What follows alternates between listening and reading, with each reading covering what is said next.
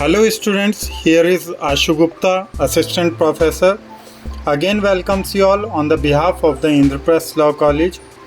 In today's lecture, we are going to discuss about the diplomatic agents and what are the laws which is applicable in terms of the diplomatic agents in the subject of international law. And we will also discuss with the classification of the diplomatic agents and the functions of diplomatic agents. So firstly we will discuss about the meaning of diplomatic agents and the law on diplomatic agents, how it can be applicable on that term. So firstly we have to know about the diplomatic agents, which is generally known as the diplomats. If we talk about the diplomats are the persons who reside in foreign countries as the representative of the country by whom they are dispatched. They act as a link between the country who dispatch them and by whom they are accredited. Therefore, they perform the act of diplomacy, which is international law means by which the states maintain or establish mutual relations and carry out their legal or political transactions based on their foreign policy. Act of diplomacy may be performed by the head of state, government, Ministry of Foreign Relations, or by diplomatic agents.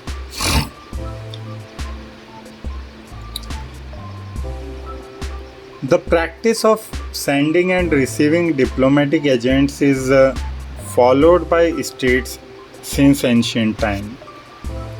In ancient time, doots were sent from one Rajya to another. However, in ancient time, the practice was not uniform, nor they were sent permanently to another Rajya.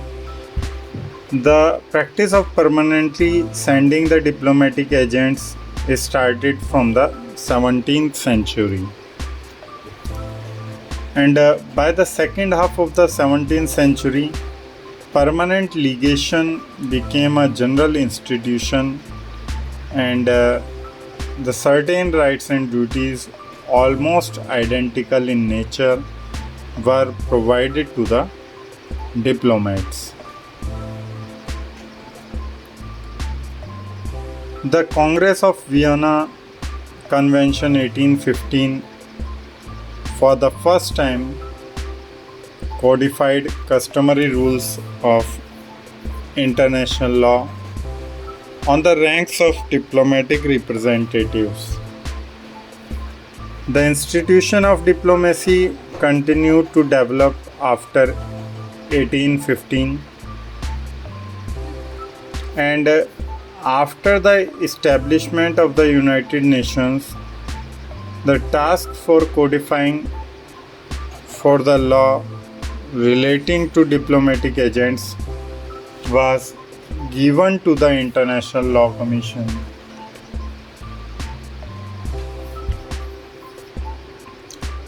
The Commission prepared the draft article and submitted them to General Assembly.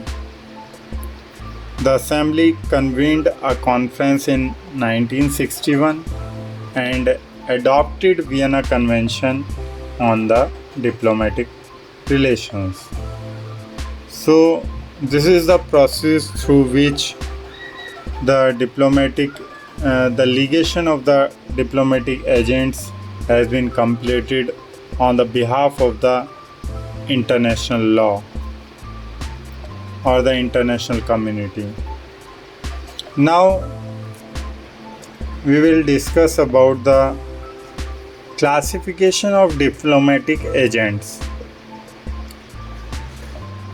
If we talk about its classification, Then diplomatic agents accredited to a state differ in class. The Vienna Convention on Diplomatic Relations 1961 under Article 14 divides diplomatic agents into three classes. They are ambassadors accredited to head of state, envoys, ministers accredited to the head of state, charge d'affaires accredited to Minister of Foreign Affairs, and consuls. These are the categorization which is given in the international law relating to the terms of diplomatic agents. Now, if we talk about the functions of diplomatic agents,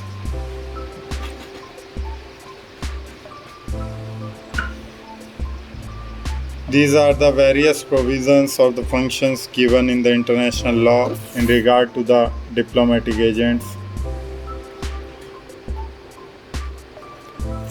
Basically, functions of diplomatic agents are determined by the rules and regulations of international law and municipal law of the states. And Article 3, subsection 1 of the Vienna Convention of Diplomatic Relations 1961 lays down various functions of diplomatic agents such as number 1, representation. Means that diplomatic agents represent the policies and beliefs of a state by which they are dispatched to the state where they are accredited. The function of representation is primarily entrusted to the head of the mission. Oppenheim also says that diplomats are the mouthpiece of the head of his own state and the foreign minister for communication to be made to state where they are dispatched.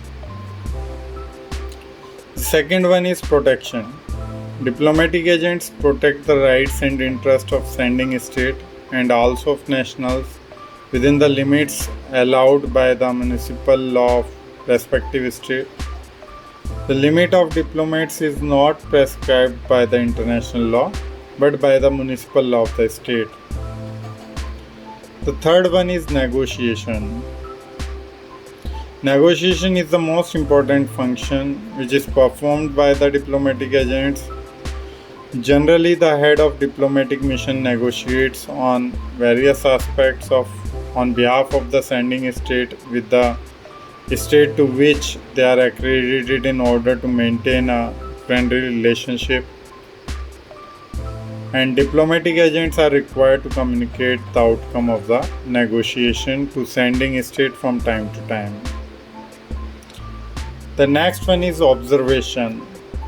Diplomatic agents are required to observe those events and happenings which take place or which may take place in the state where they are accredited, especially those which may affect the interest of the state by which they are sent. The next one is promotion of friendly relations. Diplomats are required to promote friendly relations between the sending state and the receiving state.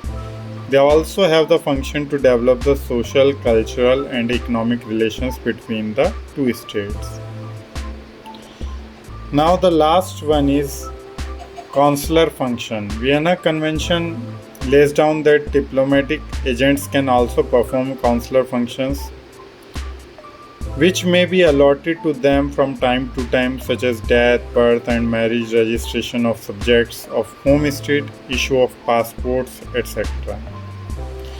So these are the basic functions which are given in the chapter of the diplomatic agents.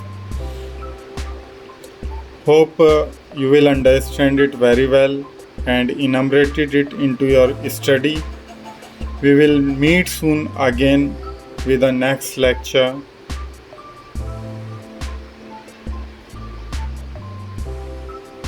with the diplomatic immunities and the privileges and the basis of diplomatic immunities and privileges.